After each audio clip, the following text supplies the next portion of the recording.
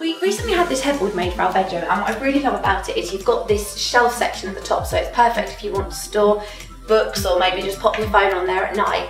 And it was a really cheap thing to have made. It's just made of raw MDF, so nothing expensive, but obviously it looks a little bit plain and boring at the moment, so I'm going to spice it up with some DC Fix and introduce some different colours and wood grains to it. This had to be painted with an emulsion before I could put the DC Fix onto it, so it was a raw MDF, and the plastic won't fully adhere unless you painted it just with some white paint, so again, nothing expensive. First thing to do is measure the sides and the top section, and then the front panel section. I'm going to draw a line across, which will allow me to have a guide so I can make sure I get straight lines as I stick the different wood grains effects on.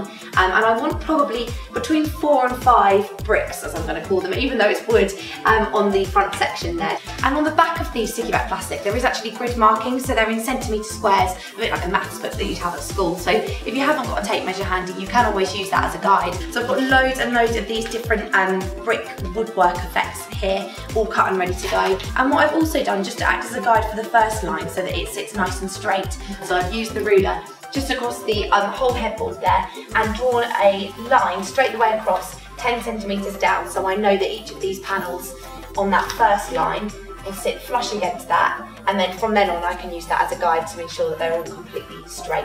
I'm going to start sticking them on from this side closest to me, work across and then work back and forward in that patchwork effect.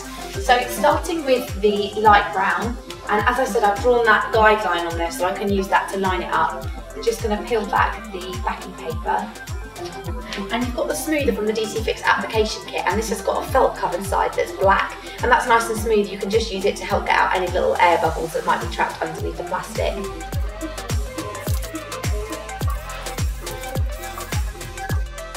What I really want to do is try and avoid having two of the same colour next to each other, or even kind of above and below each other, so I need to just keep an eye on which colours are where and try and build that up.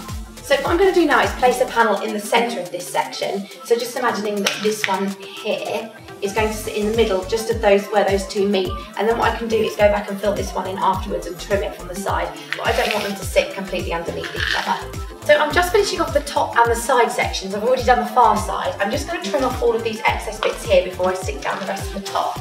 So just using the scalpel and pushing that right up against the edge of the headboard. And also what I love about this is before, when it was MDF, if I'd placed like a coffee cup or something on the top, it definitely would have left a stain, whereas now this is completely wipeable, so it also makes it more usable and practical going forward.